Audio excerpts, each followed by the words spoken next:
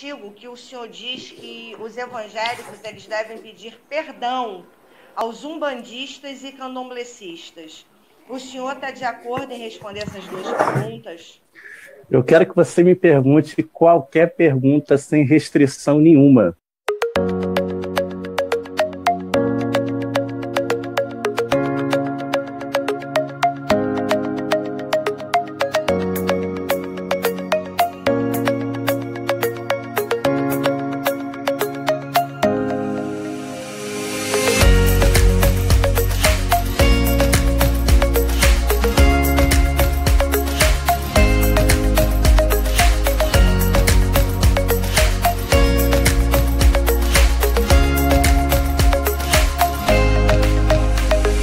Alô Brasil, canal Origem do Saber, chegando. Queria agradecer todo o carinho do povo argentino ao nosso canal. Gostaria também de pedir às pessoas que se inscrevam no nosso canal, deixe seu like, né? Deixe suas sugestões para que a gente possa estar observando e estar melhorando cada vez mais esse canal. Bom, hoje nós temos um entrevistado bastante interessante, né? Eu não vou anunciar no momento o nosso entrevistado, eu vou passar a palavra à minha irmã Luciana, para ela dar as boas-vindas do nosso canal, ao público aí, aos seguidores dela, que são tantos.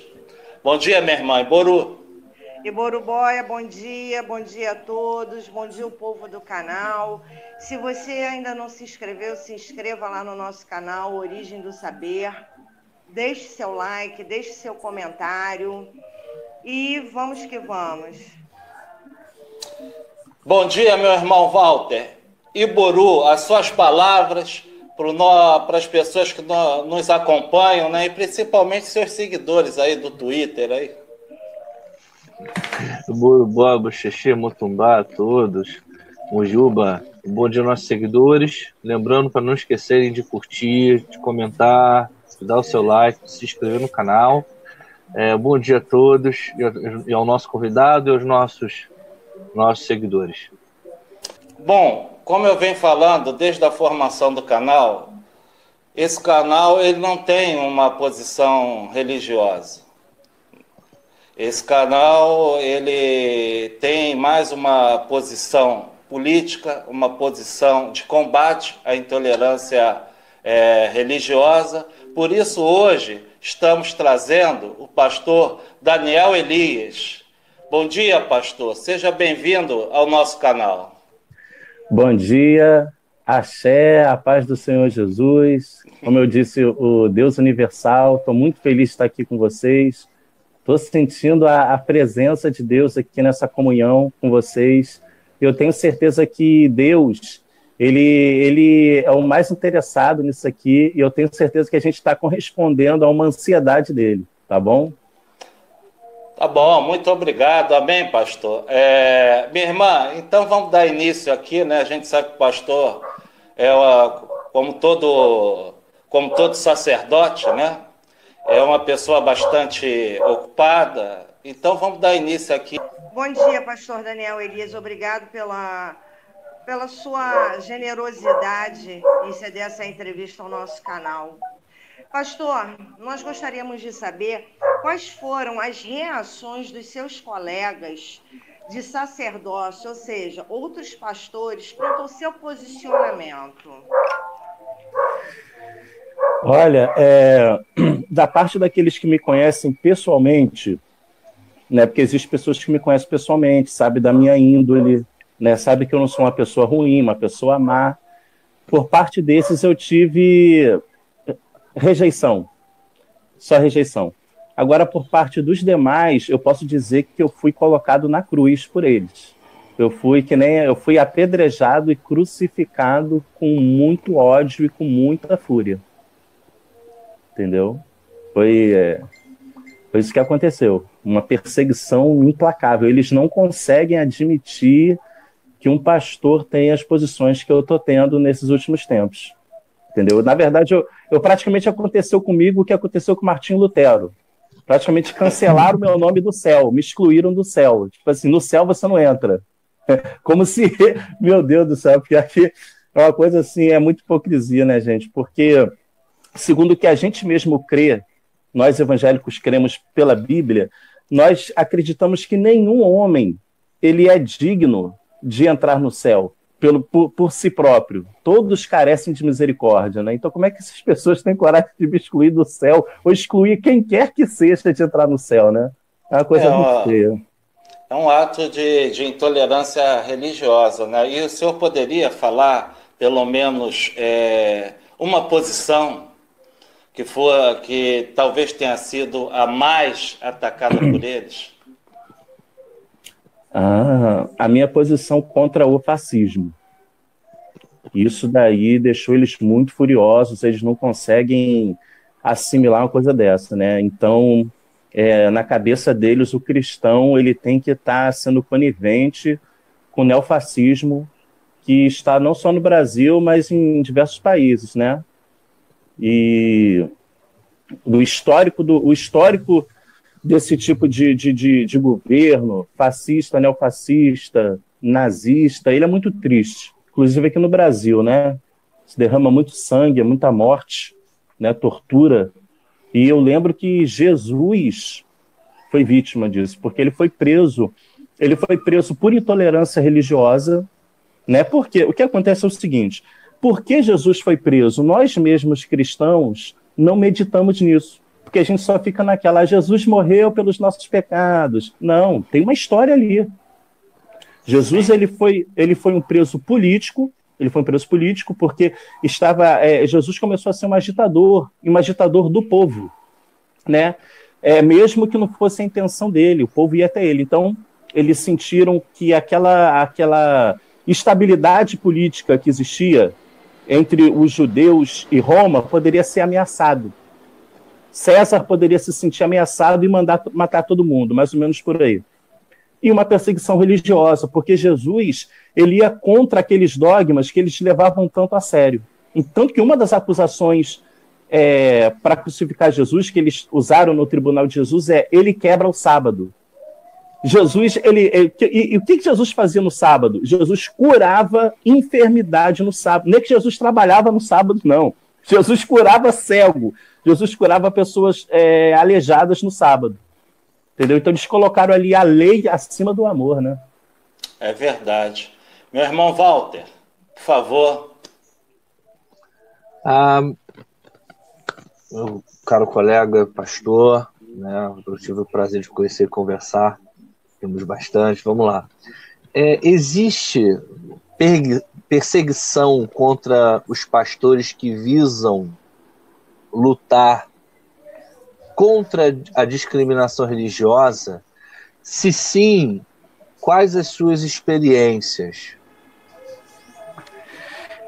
Infelizmente, a intolerância religiosa ela é muito forte dentro da igreja evangélica, e essa intolerância, na verdade, é contra todas as religiões, né? Sendo que ela é mais forte, ela é bem maior contra as religiões de matrizes africanas. Mas o mais contraditório de tudo isso é que eles atacam a Umbanda, a Quimbanda, Candomblé, eles atacam o catolicismo romano, né? Mas tem uma religião que eles não atacam, que eles têm até simpatia por ela, que é justamente a religião judaica. Eu não tenho nada contra os judeus, absolutamente não, né? Eu amo os judeus da mesma forma que eu amo o árabe, o muçulmano, entendeu? Porém, eles têm uma simpatia pela religião judaica. E se esquecendo que a religião judaica foi a que matou Jesus, e que não aceita Jesus em hipótese alguma, né?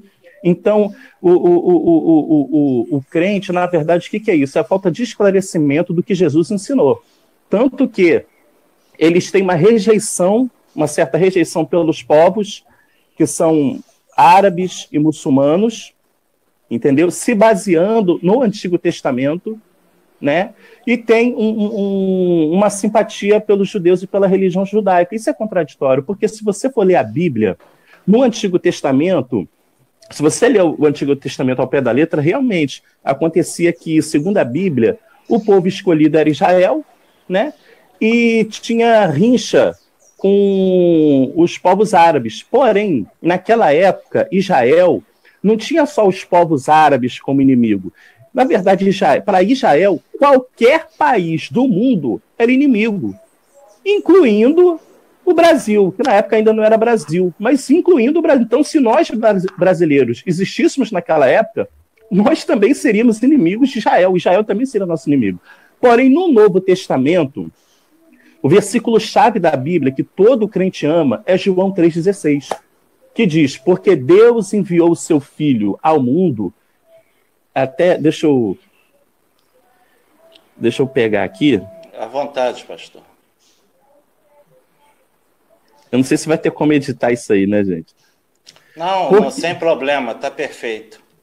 Porque Deus amou o mundo de tal maneira que deu seu Filho unigênito para que todo aquele que nele crê não pereça, mas tenha vida eterna.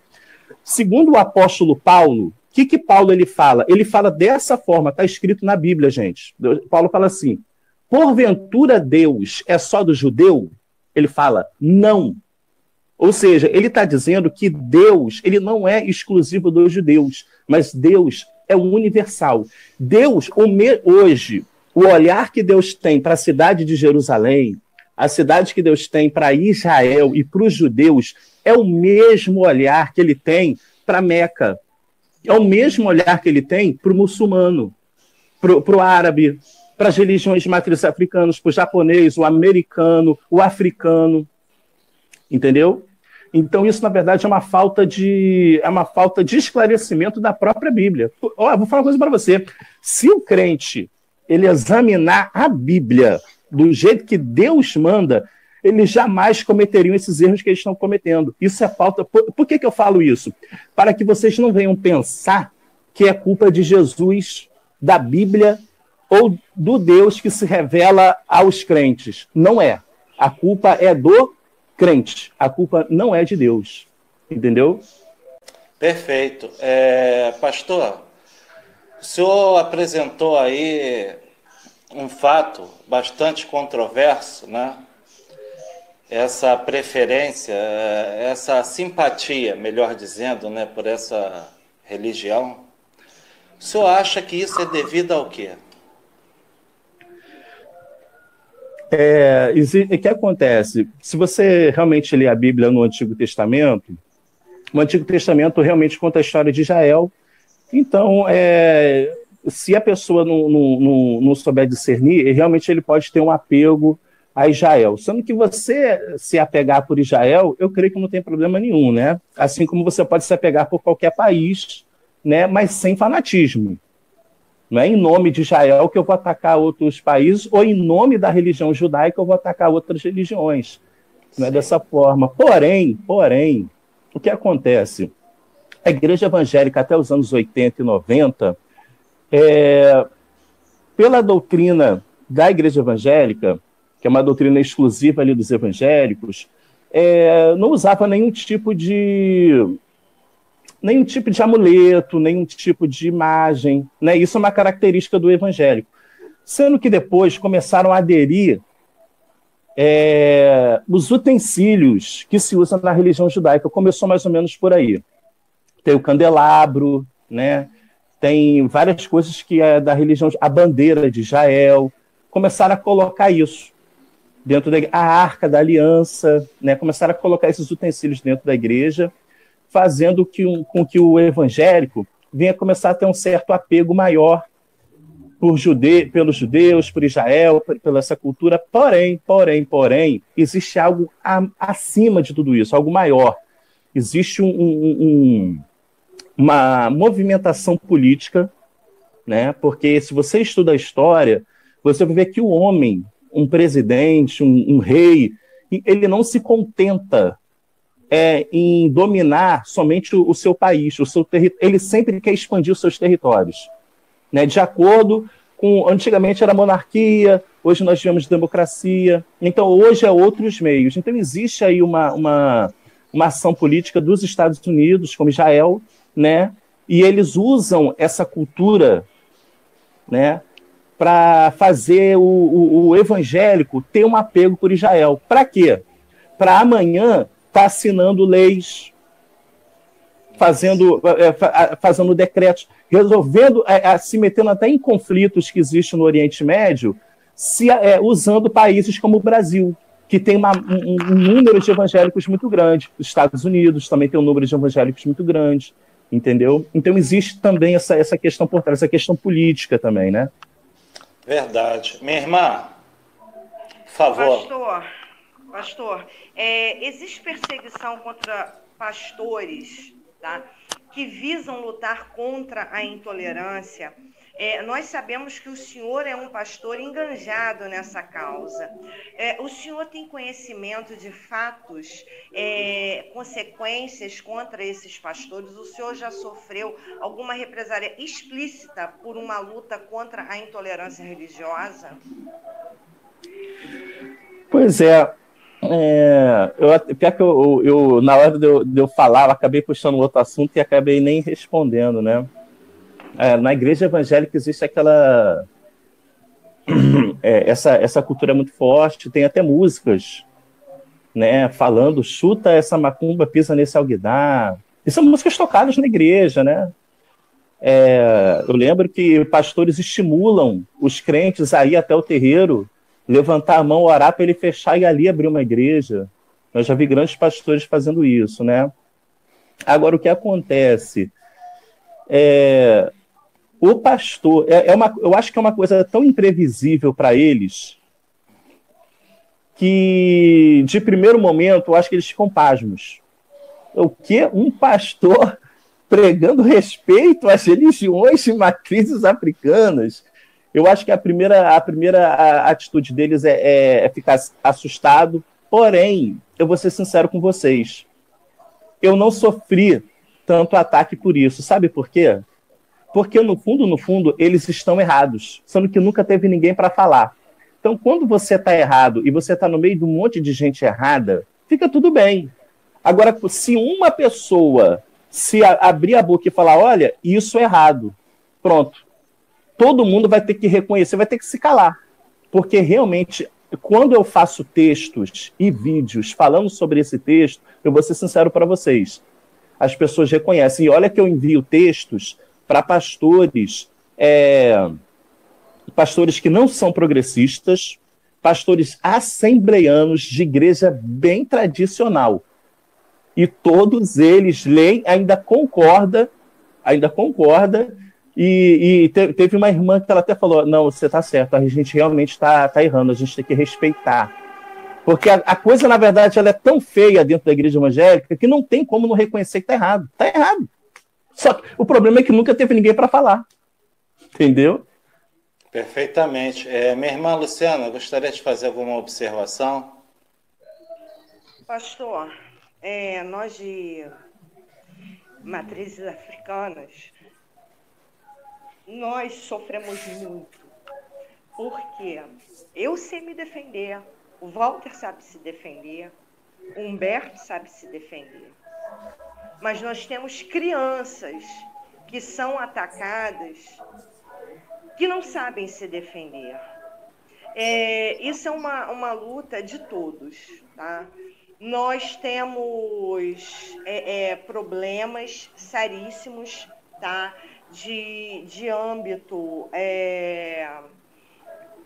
nacional, principalmente aqui no estado do Rio de Janeiro, onde facções criminosas, né, proíbem veementemente o culto, tá, ao candomblé. Obrigam a fechar terreiros são quebrados, vandalizados, moradores são expulsos da comunidade. E, em muitos casos, eles são denominados, né, evangélicos. O que acontece? Eu fui membro de uma igreja evangélica que a gente fazia muita visita em presídio, né? E também a traficantes, né, na madrugada para orar, né, orar por eles e tal. Muitos deles até realmente deixaram o crime e entraram para a igreja, né? Muitos viraram pastores. Eu tenho inclusive o bispo que ele me ungiu. Ele foi um traficante que ele tinha responsabilidade em 5 favelas diferentes. Ele era muito querido no tráfico, e quando ele se converteu, os próprios traficantes não queriam que ele largasse para virar crente, né? Ele abandonou. Então tem essa parte, né? Até é importante dizer que, pelo menos que eu saiba, não existe nenhum tipo de conivência ou associação ao tráfico de drogas. Porém, porém tem esse efeito colateral. Por quê? Porque o evangélico ele já tem essa cultura, ele já tem essa intolerância religiosa muito grande. Então ele acaba influenciando o traficante, sendo que o traficante, quem é o traficante? O traficante, ele querendo ou não, aquele território ali é dele. É como se fosse um estado dentro de outro estado. Então ele que governa naquele local, né? E se essa pessoa ela não tiver um esclarecimento como eles não têm, né? O traficante ele não é uma pessoa esclarecida acerca de questões da sociedade, né? Foi uma pessoa que acabou sendo uma pessoa que meio bárbara, né? Então o que acontece? Aí o pastor ele chega e fala para aquele jovem: olha só, quando você estiver no momento de perigo, você clama por Jesus, que Jesus vai te livrar da morte, né? Agora, aí de repente ele chega ali naquele local, naquela favela, aí tem uma imagem de escultura, né? Seja o Zé Pilintra, seja a Pombagira, seja o Exu Caveira, o que seja. Ele fala: isso aí é perigoso, hein? Através disso aí o pastor, o que o pastor ele faz? Ele passa a intolerância que ele tem para aquela mente criminosa. Porque, de repente, você falar isso para uma outra pessoa, o efeito é danoso muito, mas não tão grande como numa pessoa armada, que não tem esclarecimento, não tem estudo, e está ali dominando aquele território com arma de fogo, tendo aqueles moradores sob seu domínio. Então imagina agora na mente desse traficante, ele pensar dessa forma: bom, quem vai me livrar da morte vai ser Jesus. Quem vai me livrar de repente um amigo meu me matar aqui vai ser Jesus. Quem vai me livrar de ser preso ou torturado vai ser Jesus. Mas se essas imagens continuarem aqui, eu posso ser preso, eu posso morrer. O Zé Pilintra, a Pombagira, o Tranca-Rua, essas entidades, pode acabar fazendo um laço para minha alma. Aí pronto, naquela paranoia dele, ele acaba fazendo essas besteiras. Aí quebra a imagem de escultura, expulsa o morador, proíbe fazer os rituais, né? Então existe e o que acontece?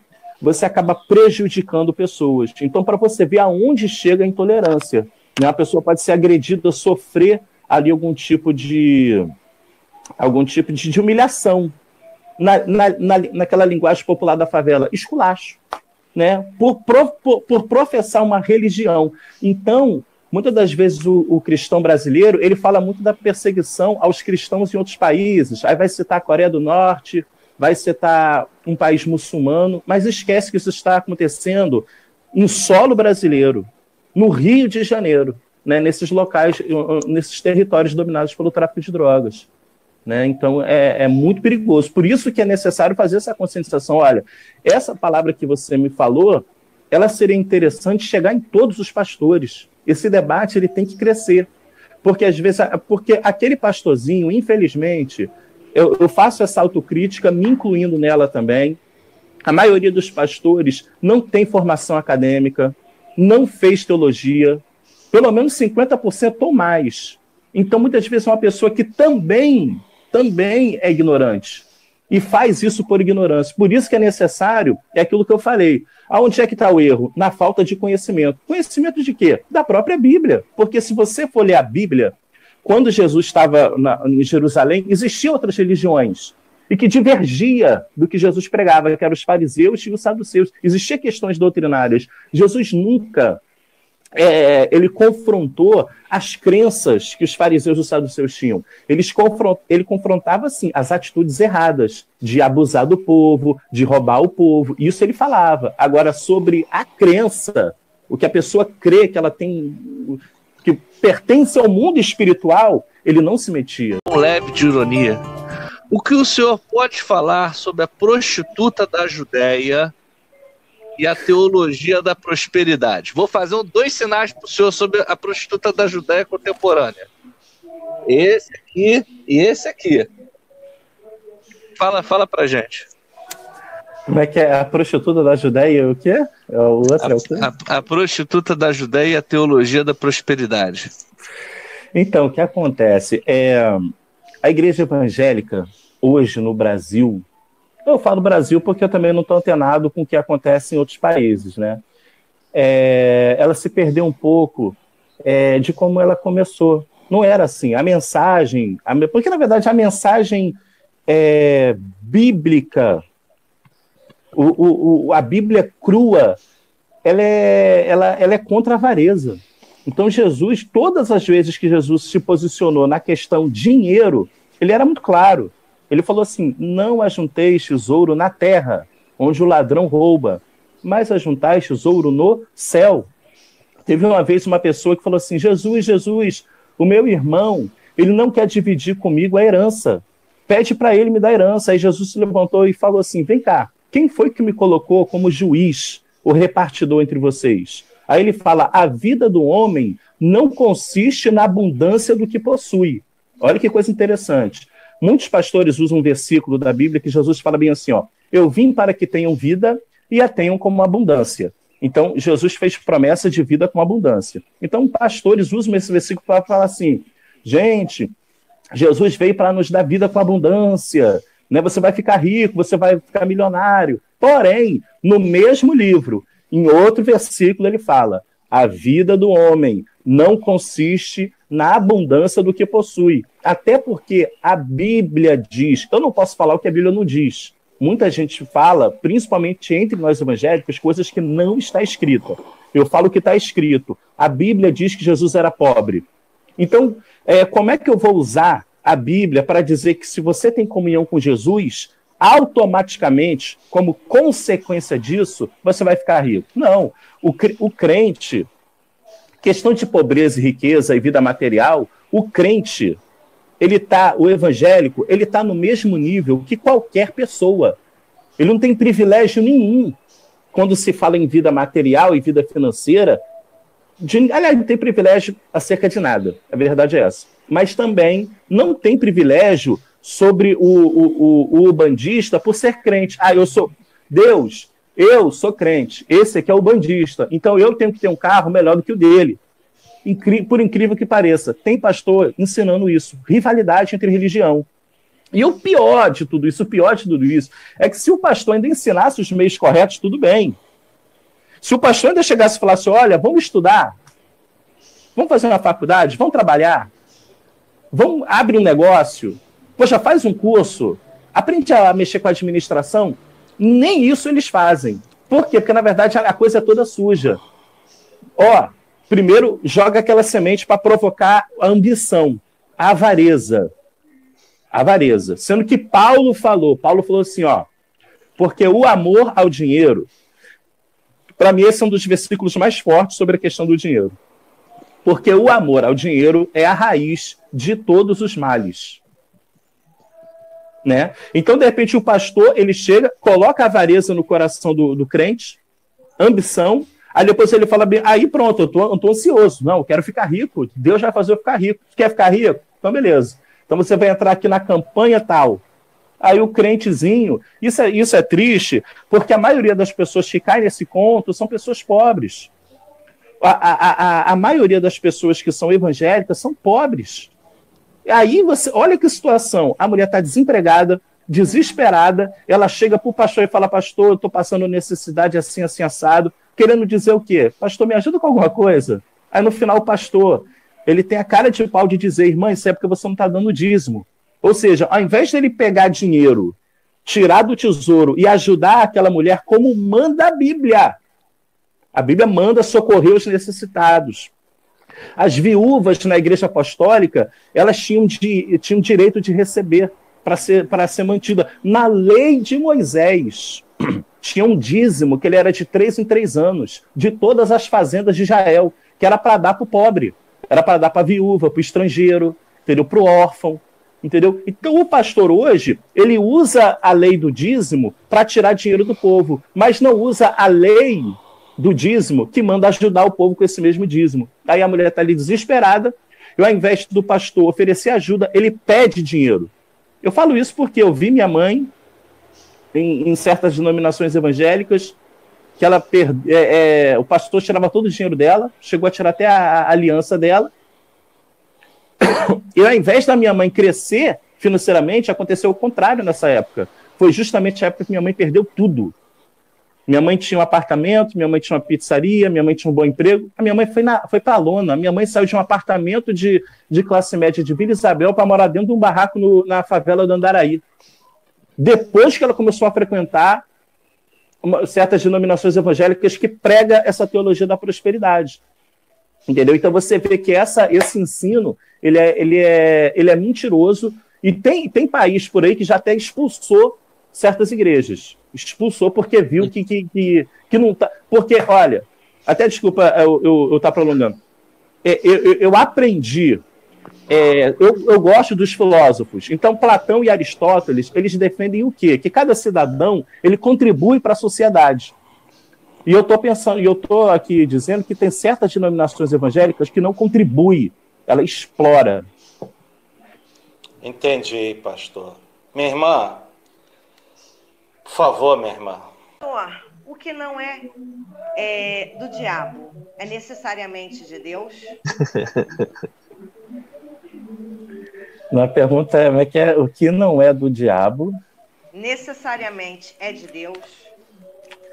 Então, existe uma confusão muito grande aí no nosso meio, né? Que eu até queria colocar um pouco diferente. Se não é de Deus, necessariamente é do diabo, né? Então, o cristão, nós evangélicos, a gente acabou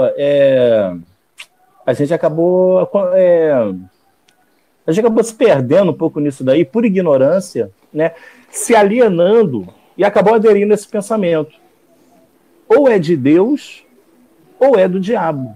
E aí, o que aconteceu? Aí o crente, qualquer música que não foi escrita por um crente, não importa a letra, ele nem examina a letra. Aquela música é do diabo. Porque a música ela tem que falar da Bíblia, né? Então, aí entra livro, entra filme, entra uma série de coisas. Entra, inclusive, a política, a história, a sociologia, a filosofia, os filósofos, artistas, a cultura, entendeu? É por causa dessa alienação, né? Ou é Deus ou é o diabo, é aquele confronto entre Deus e o diabo. Eu não acredito em confronto de Deus com o diabo, porque se eu falar que Deus e o diabo estão em confronto, quer dizer, isso é uma coisa particular minha, não estou dizendo que seja, não estou colocando como verdade, né? Mas a partir do momento que Deus está brigando com o diabo, eu estou igualando os dois em força. E eu estou negando a soberania de Deus. Então, na minha opinião, não existe esse confronto entre Deus e o diabo. Isso aí é uma doutrina que eles usam para conseguir dominar as pessoas, porque através dessa doutrina que existe um confronto entre Deus e o diabo, eu posso manipular muita coisa. Posso manipular política, por exemplo. A partir do momento que eu falo, olha, esse candidato aqui, ele é de Deus, e esse daqui é do diabo. Pronto. E o que nós evangélicos aprendemos? Você não pode agredir ninguém, você não pode xingar ninguém, beleza, mas tem um que pode. Existe um ser que ele pode ser agredido, ele pode ser xingado, pode se mandar para o inferno. Que ser é esse? O diabo. O problema é quando esse diabo ele é personificado em alguém. Aí esse alguém vai ser xingado, cuspido, humilhado e mandado para o inferno pelo crente. Por isso que as pessoas não entendem. Gente, como é que pode esse crente? Ele está lá na igreja onde prega o amor, onde fala da Bíblia, onde oram a Deus, e esse mesmo crente está atacando com tanto ódio. Por quê? Porque o pastor ensinou que o diabo personificou o diabo em alguém. Aí esse alguém sofre. E isso acontece com as religiões de matriz africanas. É por isso que existe tanto ódio do evangélico contra as religiões de matriz africanas. Porque personificaram o diabo na religião. E às vezes personifica em um partido político, personifica em uma ideologia política. entendeu? Então isso acontece, né? Essa questão da briga de Deus com o diabo, do mal com o bem, né? Sim, mas essa personificação, né, ela tem um intuito, né? Sim, tem intenções políticas, né? Olha, eu vou falar uma coisa para vocês. Eu estava conversando ontem, a igreja apostólica mesmo, aquela igreja da Bíblia, ela não tinha endereço, ela não tinha CNPJ. Na verdade, a igreja de Jesus, ele foi considerado um herege. Os seus seguidores, eles eram considerados rebeldes, entendeu? E a igreja era considerada clandestina. Essa era a igreja. Houve épocas em que os cristãos tinham que se reunir escondido. Então, é aquilo até que o nosso irmão falou. Às vezes a pessoa passa por algo, mas parece que não aprende. Porque o cristão, ele nasceu debaixo de perseguição religiosa. Perseguição religiosa e política. Porque o cristão era perseguido pelo judaísmo, a ponto de ser preso e morrer, e também pelo Império Romano. Então, lá no Coliseu, eles colocavam lá os cristãos para morrer, mas parece que esquece disso e acaba fazendo a mesma coisa no Brasil, né? Então, tudo, no final das contas, é tudo política. Existe interesse, sim. Existe por quê? Porque, como eu falei, a igreja em Atos dos Apóstolos não precisava de política para nada. Jesus não precisa de política para nada. A igreja é dele. Ele é um reino à parte. É como eu falei do Estado, como eu referi ao tráfico, que é um Estado dentro do Estado. Então, Jesus falou, o reino de Deus está entre vós. E nesse reino, Jesus é o rei. Então, tipo assim, a igreja genuína não precisa de política para nada, mas a igreja corrompida precisa. Porque ela precisa de ter salão, ela precisa de leis, ela quer fazer os eventos, ela quer espaço na mídia. Essa igreja precisa. E aí é aquilo que eu falei. Lembra que eu falei que o homem, dificilmente ele se contenta com só o território que ele tem, ele sempre quer expandir. Então existe esse projeto de expansão entre os pastores. Todo pastor ele começa fazendo culto no quintal da sua casa. Dali ele vai querer um templo. Depois ele quer outro templo. Daqui a pouco ele quer em outros estados. Daqui a pouco ele quer em outros países. Tanto que a gente vê que as grandes igrejas trazem nomes que mostram isso. Vamos supor, Igreja Universal do Reino de Deus. Ou seja, um reino universal. Igreja Mundial do Poder de Deus. Poder mundial. Né? Igreja Internacional da Graça de Deus. Então, por aí você vê que existe um desejo de dominar. Tanto que eu fiz parte de igreja evangélica, fui pastor em igreja, que o pastor que era responsável pelas igrejas de um determinado estado, vamos supor que funciona mais ou menos assim. No Rio de Janeiro, tem a sede do Rio de Janeiro e tem as sedes regionais. As sedes regionais são ligadas a essa sede estadual. E as sedes regionais têm várias congregações ligadas a elas. O pastor responsável pelas igrejas do Rio de Janeiro, ele não é chamado de pastor responsável das igrejas. Ele é o pastor responsável pelo Rio de Janeiro. E a Bíblia não era assim. Porque quando a Bíblia ela vai falar com os pastores, ele fala assim, ao anjo da igreja que está em Filadélfia. Ou seja, não é o anjo de Filadélfia, é o anjo da igreja que está em Filadélfia. Então, o certo é o pastor responsável da igreja que está no Rio de Janeiro. Perfeito. Meu irmão Walter.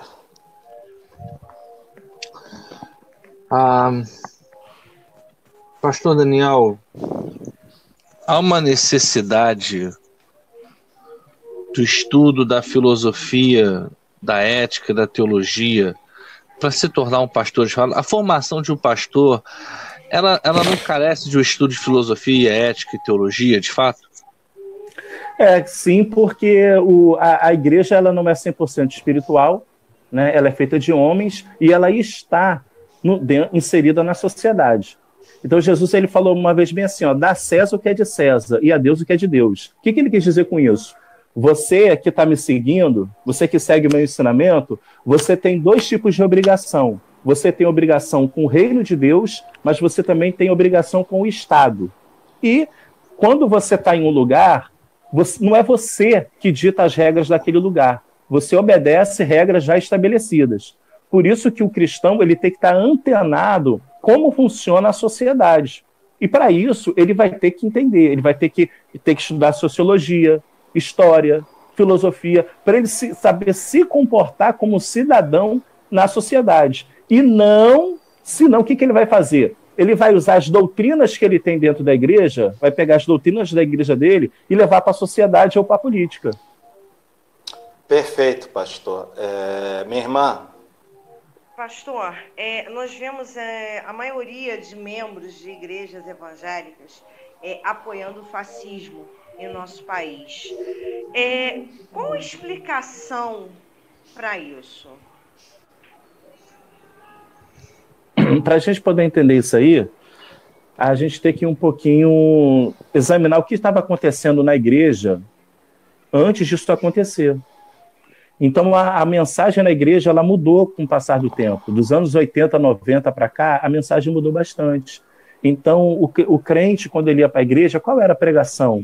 A pregação falava sobre você se santificar, você procurar ser cada vez uma pessoa melhor, que pratique o amor, né?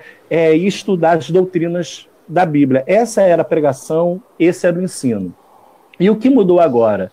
O ensino é que Deus vai te engrandecer. Então, as minhas necessidades e ambições como homem, Deus vai suprir. Então, hoje, a mensagem é o seguinte: Deus vai te fazer crescer, Deus vai te fazer prosperar. O seu nome vai ser conhecido no mundo. Então, isso gerou uma igreja ambiciosa. Então, a partir do momento que a igreja ela se torna ambiciosa e ela se envolve com uma política, por que a igreja se envolve com a política? Então, a igreja, quando ela tinha um outro tipo de mensagem, ela não queria se envolver com a política. Eu lembro que quando eu cheguei na igreja evangélica, a política era demonizada. Eu fui membro de igreja que o pastor, o líder, né? Igreja grande, estou falando de igreja a nível mundial, estou falando de igreja que tem filiais em todos os continentes do mundo, em todos os estados brasileiros, né? Que o pastor líder mesmo, ele falava que a política era do diabo, e nós não poderíamos nos envolver com política de forma alguma, não poderia levar candidato para dentro da igreja. Inclusive, a Assembleia de Deus também era dessa forma. Porém, como o sentimento mudou e a mensagem mudou, e eles começaram a ter ambição, se envolveram com a política. Então, o que isso significa? Quando a mensagem era amor e ajudar o necessitado, nessa época, não se envolve com a política. Mas, quando a mensagem é de ambição, se envolve com a política, o que eu vou entender? Que o envolvimento dos evangélicos com a política não é para mudar a sociedade, não é para ajudar o pobre, para tentar resolver nossos problemas sociais. Não, mas é para expandir projeto de poder. E, quando o projeto é de poder, a pessoa vende a alma para o diabo.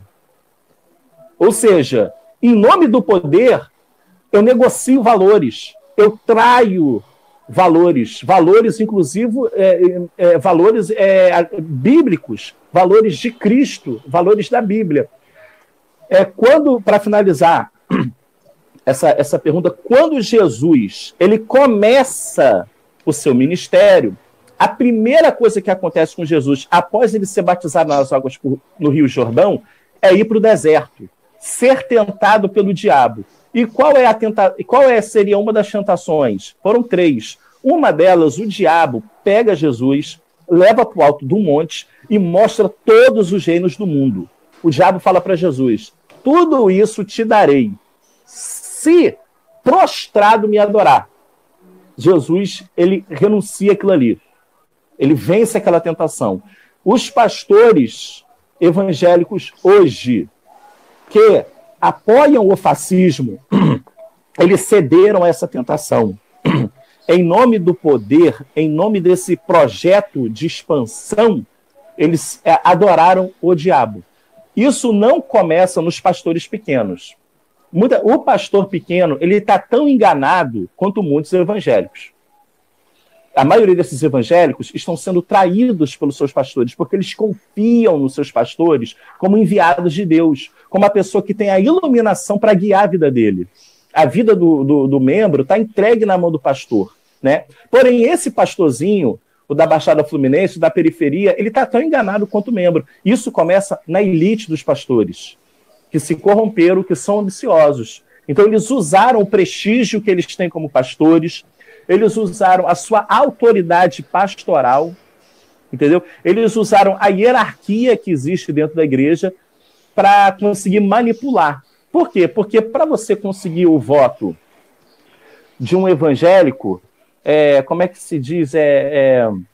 De um em um, é um pouco difícil. Agora, se você conquista o pastor, você conquistou a congregação inteira. Então, se aquele pastor tem 100 ovelhas, você tem 100 votos. Se aquele pastor tem 1000 ovelhas, é 1000 votos. E hoje você tem igreja que é a nível nacional, com muitos membros. Então, pronto, você conquistou o pastor líder daquela igreja, é muito mais fácil, você conquistou o rebanho inteiro.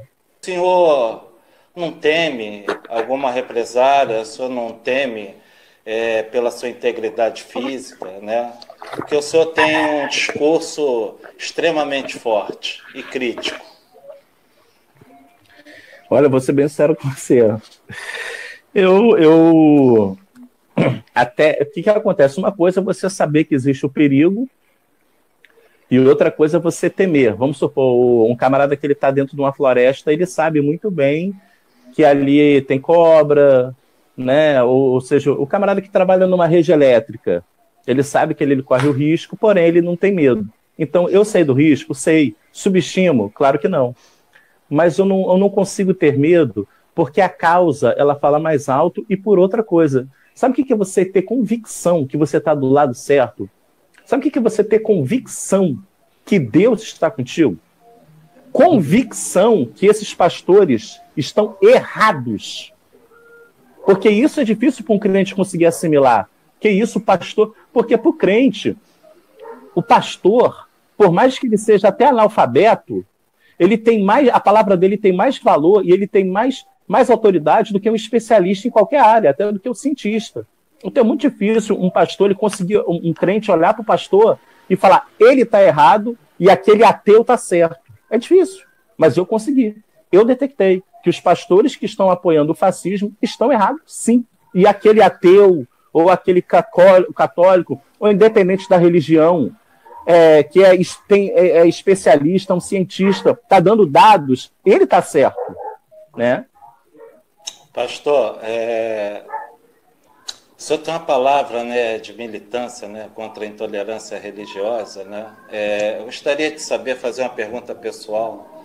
Me diga uma passagem bíblica que paute todo esse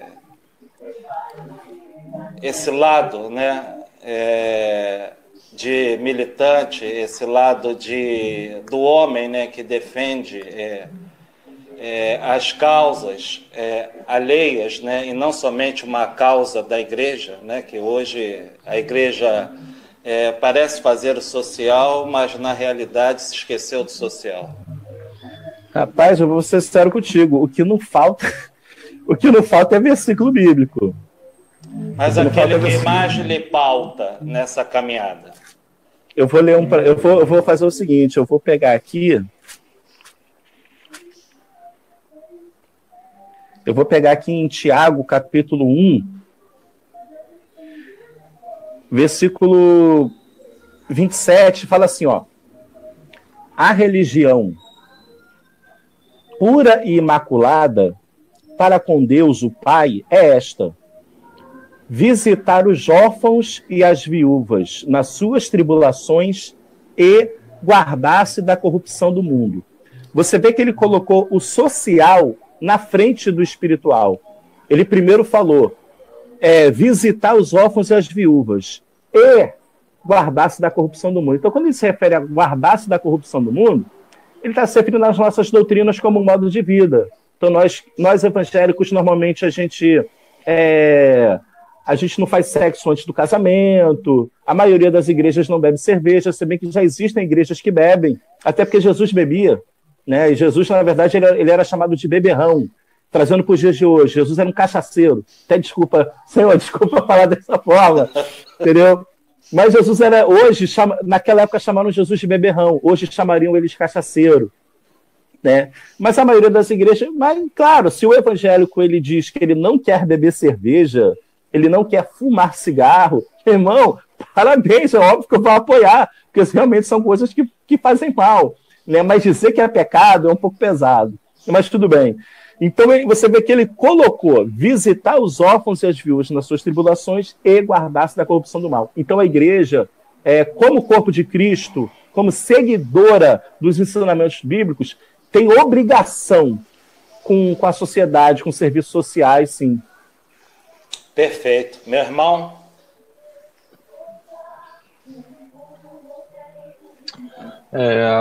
Bom, pastor, vamos lá. Eu já... Outras perguntas entre umas e as outras, que são várias coisas que a gente quer perguntar, mas vamos lá. Nós sabemos que nem todo evangélico apoia o fascismo, vamos dizer assim. Qual a situação desses evangélicos hoje dentro da igreja? O evangélico que ele não apoiou o fascismo, ele teve duas opções. Ou ele se silencia, ou ele apanha. Então, hoje tem pastor que foi excluído. Teve pastor que foi excluído do ministério pelo ministério. E teve outros que não encontraram ambiente. Não tinha ar para respirar dentro das suas igrejas. E tem muito evangélico que não frequenta mais culto. Tem evangélico que desviou de vez, não é mais crente, entendeu? E tem aqueles que estão lá dentro silenciados. Eu posso dar o exemplo da minha mãe, né? A minha mãe, ela está numa igreja que apoiou, né? E lá o pastor, a minha mãe era contra. E falaram para minha mãe, aqui a igreja é uma só e tem que obedecer, porque ainda usaram o versículo bíblico, né? Como dois andarão juntos se não estiverem de acordo? Então ali ele oprimiu a minha mãe, e a minha mãe não fala mais, não toca mais no assunto. Porém, eu tenho o caso da minha namorada. O caso da minha namorada é interessante. Por quê? Agora, qual é a diferença da igreja da minha namorada para a igreja da minha mãe? Aí é o que eu falo, como educação, ela faz a diferença. A igreja da minha mãe é em Duque de Caxias, na Baixada Fluminense. Possivelmente o pastor não tem teologia, e ainda que tenha. Mas, às vezes, a cultura do lugar, às vezes, fala mais alto do que a própria educação. Também tem isso. A igreja da minha namorada é em Curitiba, onde os membros daquela igreja, em sua grande maioria, são pessoas que têm estudo e muito estudo. Tipo assim, a minha namorada, ela é economista, porém, na verdade, ela é uma das menores da igreja. E que igreja é essa? Agora vocês vão se assustar. A Igreja Batista de Bacaxiri, que é a igreja que o Dallagnol é membro. Lá, o Dallagnol ele fez palestra em todo o Brasil, em várias igrejas. Porém, na igreja dele mesmo, ele não pôde fazer, porque os membros se manifestaram. Os membros entenderam que aquilo ali era errado, que aquilo não podia ser feito, né? E os membros protestaram contra o pastor. O que o pastor fez? Ele tomou uma decisão. Dentro da nossa igreja, não pode falar de política. Então, todos são respeitados. Você pode ser de esquerda, você pode ser de direita, você pode apoiar fulano ou cicrano, ou ser neutro.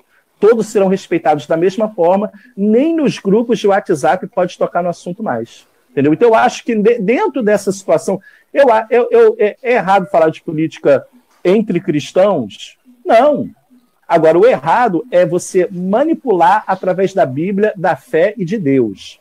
Agora, nessa situação hoje, dessa polarização, eu acho que a melhor forma de um pastor lidar com isso é realmente tendo essa posição. Ou seja, você quer falar de política, pode até falar, mas não dentro da igreja. Por quê? Porque aquele crente que pensa diferente de você, ele pode sair da igreja por causa de política. Entendeu? Perfeito. Minha irmã? Pastor, se Jesus fizesse uma visita hoje... Eita, Jesus maravilhoso! Na atualidade que vivemos, as igrejas brasileiras, qual seria a reação dele? Ia ser semelhante quando ele visitou o templo e viu um monte de gente vendendo as coisas ali. Saiu chutando as mesas, pegou o chicote e botou todo mundo para correr. Jesus faria isso. E por quê? Sabe por quê? Porque esses pastores, os da bancada evangélica, esses pastores que são fascistas, eles estão agindo igualzinho os fariseus e saduceus, os mesmos que colocaram Jesus numa cruz. Então Jesus faria isso, chicote. Isso aí eu falo sem medo. Ainda seria chamado de comunista, esquerdopata e vagabundo. E defensor de bandido. Ah, não, pode ter certeza. Senhora. Meu irmão.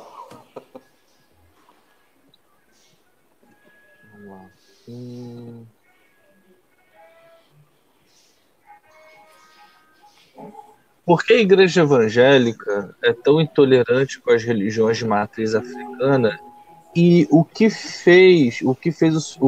fez despertar para lutar contra a intolerância religiosa? Essa questão dessa intolerância religiosa, ela é muito mais profunda do que nós imaginamos. Porque a gente tem que ir sempre na origem, né? Então, da onde veio as religiões de matriz africanas? Como que ela chegou no Brasil? Né? Foram através dos escravos que vieram para o Brasil em navios negreiros. E como que o cristianismo chega no Brasil? Através das caravelas dos europeus que eram colonizadores e vieram para o Brasil para escravizar e explorar. Então, aí é o início de tudo, né? Então, existe aí aquela questão antiga do maior querer oprimir o menor, né? E então eu creio que começa daí, entendeu? Essa intolerância. Qual foi a outra pergunta mesmo? Até me perdi. Walter. O que fez o senhor despertar contra a intolerância, na luta contra? Qual foi o primeiro momento que o senhor falou assim, não, peraí, isso está errado, vou lutar contra isso? Quando eu comecei a ouvir, eu lembro que eu comecei a participar porque o que acontece é o seguinte, eu via que essa disputa eleitoral foi colocada as pautas morais e religiosas, mas as pautas religiosas dos evangélicos. Eram os evangélicos usando um candidato para defender os seus valores. Como assim? Então eu via a Damares Alves no púlpito de uma igreja falando mal das religiões de matriz africanas. Ela pegou um livro do MEC e começou a demonizar aquele livro, falar mal daquele livro, porque dentro daquele livro tinha uma historinha que era referente a alguma religião de matriz africana. E a mesma queria defender ou colocar a Bíblia dentro das escolas. Então eu falei, opa, calma aí, isso está errado. Não é dessa forma que funciona, porque a escola não é igreja. A escola é para educar o cidadão para viver dentro da sociedade. E eu comecei a participar de algumas reuniões, né, e eu comecei a ouvir o outro lado, reuniões onde tinha minha irmã, que tem coloca aquele pano na cabeça, né, que eu não sei o nome, tal. Eu tenho uma tia que ela é ubandista, e na verdade ela nunca falou nada para mim, porque ela sabe que naquela época talvez eu não ouviria. Mas depois que ela começou a ver que o meu coração estava se abrindo, ela começou a me mandar vídeos, né? E eu comecei a ver ali que não era aquilo que os pastores estavam ensinando dentro da igreja. E uma coisa que eu vi que eu achei muito errada é o seguinte, que eles pegaram um determinado candidato e falou que a gente não podia votar nele. Por quê? Qual a explicação? Porque ele estava em um ritual onde jogava alguma coisa em cima da cabeça dele, não sei se era pipoca. Eu falei, gente... religião, aonde que religião desqualifica alguém para ser presidente? Tem nada a ver uma coisa com a outra. Aí eu vi que era fanatismo. Calma aí, caiu aqui meu outro aparelho. Eu falei, gente, como é que eu posso desqualificar uma pessoa para ser presidente? Ou para qualquer outra coisa, para ser garçom, para qualquer outra coisa, pela religião dele não existe. Então foi aí que eu comecei a despertar e comecei a ouvir. Quando eu comecei a ouvir, eu vi que a coisa era muito mais séria, porque eu comecei a ouvir o outro lado, o que as pessoas passam. E aí que eu falei, não, eu comprei essa briga, eu vou defender esse povo em nome de Jesus, entendeu? Porque a história do cristianismo, ela é suja. A história do cristianismo é vergonhosa, entendeu? As religiões de matriz africanas, a história é linda, a história é uma história de resistência, não é uma história suja. entendeu? Então, acho que o evangélico ele está na hora de começar a colocar os pingos nos is. Vamos examinar a história. Vamos ver a história do cristianismo, a história das religiões de matriz africana. Vamos ver qual é a história mais bonita aí? Vamos ver quem está certo e quem está errado nessa história? Como que o cristianismo chegou no Brasil? Como que foi, né? Eu acho que é o que eu estou falando desde o começo. A falta de conhecimento que leva à ignorância, né? Perfeito, pastor. O senhor tem observado aí todo esse cenário político, né, que nós estamos atravessando, né, e principalmente, né, as campanhas eleitorais, né, que culminaram, né, na eleição do atual presidente. Gostaria de fazer uma pergunta bem direta para o senhor. Como o senhor observa toda aquela campanha, né, as coisas que foram utilizadas, por exemplo, como o kit gay, e o senhor acha que aquilo foi uma coisa verdadeira, uma coisa mentirosa? Eu sou crente há 18 anos. O evangélico, ele adora uma teoria da conspiração. A gente dentro a igreja evangélica é cheia de fake news, sempre tem fake news, muita fake news. Quantas pessoas chegaram no púlpito da nossa igreja e contaram mentiras horríveis, histórias, é o chamado testemunho. Né? Então, várias ideias conspiratórias que sempre existiram dentro da igreja, né? Então, o pastor evangélico, aí que está, não foi o Bolsonaro que fez a campanha, foi os pastores. E o pastor, ele conhece a cultura, ele sabe o que crente gosta, ele falou a linguagem do crente, e é uma linguagem que nenhuma outra pessoa tem, porque o crente ele é diferente. Né? Toda a cultura dele é completamente diferente das outras pessoas, independente de religião. Então, o pastor, ele sabia falar, conquistou, sendo que as outras pessoas não tinham como desconstruir aquilo. Por quê? Porque não sabia a linguagem do crente. Não sabia usar a Bíblia. Entendeu? Então, esses pastores foram muito sujos. Né? Apavorando o povo. Olha, estão querendo fazer o seu filho ser gay. Estão querendo apoiar um monte de coisa que não era verdade.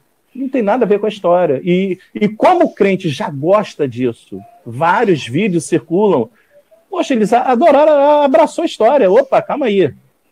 Né? Então ele pegou uma carona, né? Surfou nisso aí.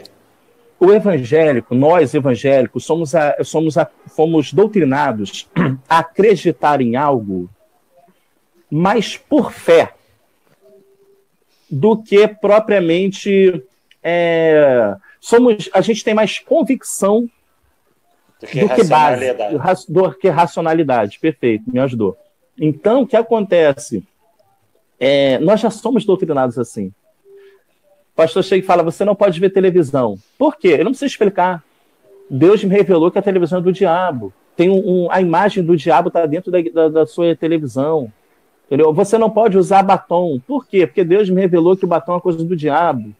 Entendeu? Então, mais ou menos por aí, não precisa de muita explicação. Então, a partir desse momento, então, o povo evangélico ele é muito aberto a receber fake news, mais do que qualquer outro tipo de pessoa. É verdade, pastor, mas isso, infelizmente, não é uma coisa, né, que a gente pode ratificar somente o evangélico. Né? Infelizmente, também em outras doutrinas, né, a fé ela é muito mais explorada do que a racionalidade. Aquela fé cega e pouco racional. Bom, pode falar, pastor. Desculpa. Porque enquanto essa fé ela está no campo religioso, tudo bem, beleza. Agora o problema é quando essa fé, essa doutrina, essa cultura se leva para outros campos, que não é religioso, que não é espiritual. A política não é espiritual. A política não foi feita por Deus. Quem criou a política foi o homem. O homem sentou e, com a sua inteligência dada por Deus, ele parou e meditou. Gente, a gente tem que se organizar como sociedade para poder viver em paz. Entendeu? Perfeito. Que é minha irmã, né? Isso. Pastor, nós gostaríamos de saber por que as igrejas evangélicas ganharam tanto peso na América Latina. Rapaz. Vamos lá. Qual a diferença da América Latina para países como os Estados Unidos e Europa, né? Então, existe a pobreza, não existe oportunidades iguais, existe uma desigualdade social muito grande, né? É como falam, você dizer que o Brasil é uma potência econômica, a sexta ou oitava economia, tá, tudo bem, mas não é só crescer economicamente, também tem que ter a distribuição de renda, né? Então, é um país muito desigual e o jovem, ele não encontra oportunidades, porém, ele encontra dentro da igreja. Então, dentro da igreja, então você tem um monte de pessoas que têm autoestima baixa pelo tom de sua pele, pela sua condição financeira. Mas dentro da igreja, ele vai encontrar oportunidades, porque toda pessoa que entra, qualquer pessoa pode ser membro de uma igreja. Qualquer um, independente de qualquer coisa. Agora, qualquer um pode ser um advogado? Não, mas qualquer um pode ser um pastor. Qualquer um pode chegar dentro de uma plenária, dentro de uma sala de uma universidade, de um evento e falar? Não, a pessoa tem que ser ultra qualificada. Na igreja evangélica, todo mundo fala. Então, essas diferenças, essas questões... Então, você tem... eu posso dizer que a igreja evangélica ela cresceu bastante, em parte, pela omissão do Estado, pela ausência do Estado. Então, aquilo que o Estado não faz, o pastor acabou fazendo. E acabou atraindo muitas pessoas. Então, dentro da igreja evangélica, como que é? O jovem, ele chega e fala, eu quero ser membro. Tudo bem, você vai ser membro. É óbvio que a partir ele vai... já tem várias doutrinas diferentes, ele vai aderir àquelas doutrinas, beleza. A partir do momento que ele é membro da igreja, independente de qualquer coisa, ele pode fazer parte de um grupo. Dentro daquele grupo, ele pode um dia se tornar líder de um grupo. Amanhã, ele pode ser ungido ao ministério, aí existe a hierarquia. Ele vai ser um diácono. Dentro da igreja, ele já é uma pessoa importante, ele não é mais qualquer um. Entendeu? De diácono, ele pode crescer. Toda pessoa o que motiva uma pessoa a lutar é saber que existe a possibilidade de crescer. Ele não encontrou isso na fábrica dele. Na fábrica dele, que ele trabalha, ele está há 20 anos fazendo a mesma função e ganhando a mesma coisa. Na igreja evangélica, não. Ele cresceu. Ele evoluiu. Entendeu? E aí, daqui a pouco, ele vira um evangelista, depois um presbítero, depois um pastor. Aí amanhã, ele pode estar dirigindo uma igreja para um outro pastor, para um pastor. O pastor pode abrir a congregação e botar ele para dirigir. E amanhã, ele próprio pode abrir a sua igreja. Então, o que acontece? O que o crente não encontrou, a oportunidade que ele não encontrou, na igreja ele encontrou. A mulher negra, você hoje tem igrejas evangélicas que foi fundada por mulher e liderada por mulher, entendeu? Então, uma mulher negra dentro da igreja evangélica, ela fala, ela prega, ela recebe convite, ela canta, ela se sente importante. Então, aonde o Estado falhou, a igreja cresceu. É justamente por isso que a igreja ela tem a tendência a crescer mais. Quanto mais o bairro é pobre, mais igreja evangélica tem. Entendeu? Então, esse é o meu pensamento. Né? Essa é uma das explicações do porquê a igreja evangélica cresce tanto na América Latina, mas em outros países desenvolvidos não cresce tanto como na Europa, nos Estados Unidos, Austrália, Suécia. Perfeito. Meu irmão Walter.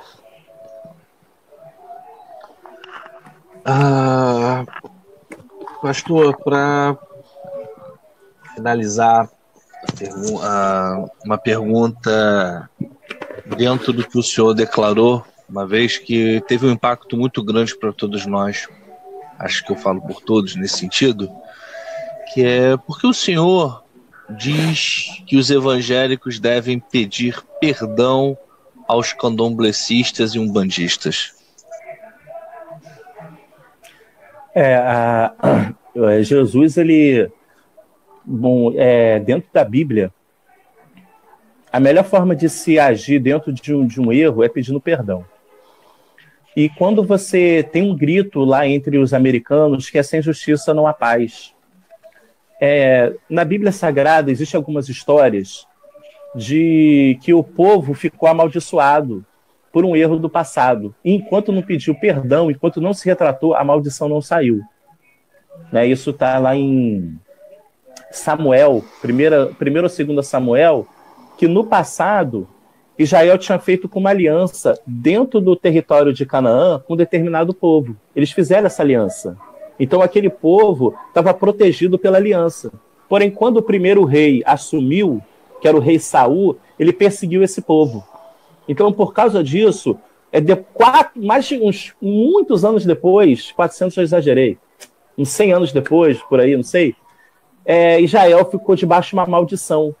E aí Davi ora a Deus. Fala, por que isso está acontecendo? Aí falou, porque no passado vocês fizeram uma aliança com o povo, depois traiu essa aliança e perseguiu. Então, o evangélico hoje, ele deve um pedido de perdão oficial, né, porque a Bíblia manda, porque quando a gente ofende alguém, nós temos que pedir perdão. E a ofensa, ela é muito grande. Eu posso dizer que essa ofensa ela começou no descobrimento do Brasil, né? E então eu creio que isso pode gerar muitos problemas. Creio não, isso gera muitos problemas e você vai ter muitas pessoas com o coração ferido, pessoas porque automaticamente, se você é ferido, toda ação gera uma reação. Então você vai ter um povo que está triste, com os evangélicos, você vai ter pessoas que vai ter raiva, né? Pode gerar até um certo preconceito, né? E o crente, que era para ser sinônimo de amor, ele não está sendo sinônimo de amor para essas pessoas. Então, de repente, para o candomblessista, o evangélico não representa amor. O evangélico não representa o que Jesus representa ódio, representa perseguição, né? Então, eu acho que seria necessário, sim, mas um pedido oficial, sabe? Os pastores se reunirem, mas para isso tem que haver primeiro a conscientização, né? E depois fazer esse pedido de perdão. Nos Estados Unidos teve uma coisa interessante que aconteceu na época da segregação racial.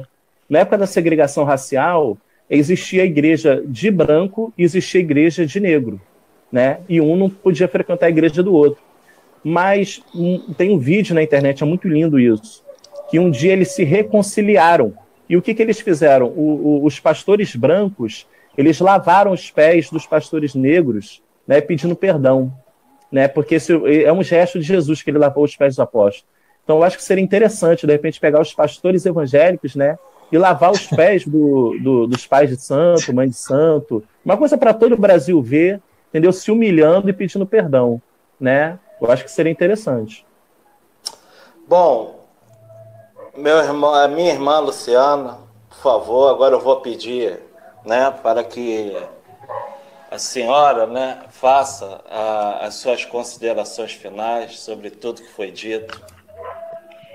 Bem, primeiro eu quero agradecer ao senhor o tempo cedido, o carinho, a generosidade, a sua honestidade em reconhecer, né, o senhor como evangélico, reconhecer os ataques que as religiões de matrizes africanas elas sofrem e não é de hoje. Quero agradecer também pela sua luta, né, contra a intolerância que nós sofremos, que outros mais se inspirem no senhor. Muito obrigado, meu axé para o senhor, que sejamos todos irmãos, né, como devemos ser. Meu pai Walter, meu irmão. Eu só tenho a agradecer pela presença, por compartilhar a sabedoria, o saber, como a gente sempre, o irmão Humberto dita, Idiobi Odi, da nossa crença, fala, o saber deve ser compartilhado, e mais uma vez foi compartilhado aqui. Fico muito, muito contente, muito feliz, e agradecer ao senhor pela paciência, pelo tempo, pela compreensão, e muito obrigado.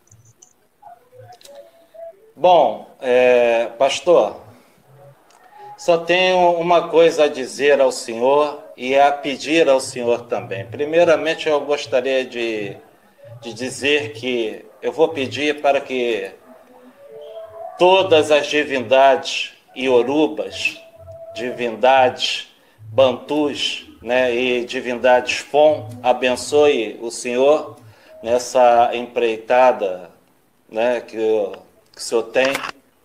E gostaria também, pastor, de pedir ao senhor, né, que fizesse uma prece pelo momento que a humanidade atravessa, né? Eu gostaria que o senhor pudesse fazer uma prece direcionada ao momento, né, que a humanidade atravessa. E nesse momento eu acredito que todos nós, independente dos nossos cultos religiosos, nós temos que nos dar as mãos. Vamos orar, né? Eu quero agradecer aí a cada palavra muito emocionante, tá? Todas as vezes que eu participo de uma reunião interreligiosa, eu saio fortalecido, né? E mais consciente ainda, porque é uma batalha que tem que ser travada, né? E eu recebo aí a bênção, em nome de Jesus. Eu vou clamar assim. Senhor Deus, Tu és o Criador dos céus e da terra, Pai. E eu creio na Tua palavra, eu creio que o Senhor criou todas essas coisas, Senhor, pensando no homem. E o Senhor colocou Adão, Pai, ali para cuidar daquele jardim. E segundo a Tua palavra, que está escrito na Bíblia, todos os homens que existem na terra, independente do credo, independente da sua sexualidade, todas essas pessoas vieram de Adão. E ali o Senhor fez uma aliança com Adão, com todos os descendentes de Adão. E o Senhor ainda fez uma segunda aliança com Noé, quando o Senhor enviaste aquele dilúvio e Noé sobreviveu com a sua família, o Senhor fez uma aliança novamente com Noé, dizendo que tinha uma aliança com todos os descendentes de Noé, homens e mulheres, Senhor. E eu creio que todas as pessoas que existem na terra são descendentes de Noé e descendentes de Adão, Pai. Deus poderoso. Por isso não existe motivo para ter guerras, muito menos por religião, porque a essência de uma religião sempre foi e sempre será o amor. Mas homens, Senhor, têm usado a religião como instrumento de poder e manipulação. Por isso tem havido guerras, como aconteceu, meu Pai, na chegada dos europeus, na chegada dos africanos a este solo brasileiro, Pai. Oh, Deus poderoso e glorioso. Eu sinto, meu Pai, aqui a tristeza, meu Pai, por saber que muitos dos meus irmãos, meu Pai, foram oprimidos e humilhados nesse país, e até hoje tem sido. Mas como o Senhor olhou para os judeus que estavam oprimidos lá no Egito, e eles eram escravos e clamavam para que o Senhor os livrasse. Deus de Abraão, Deus de Isaac e Deus de Jacó.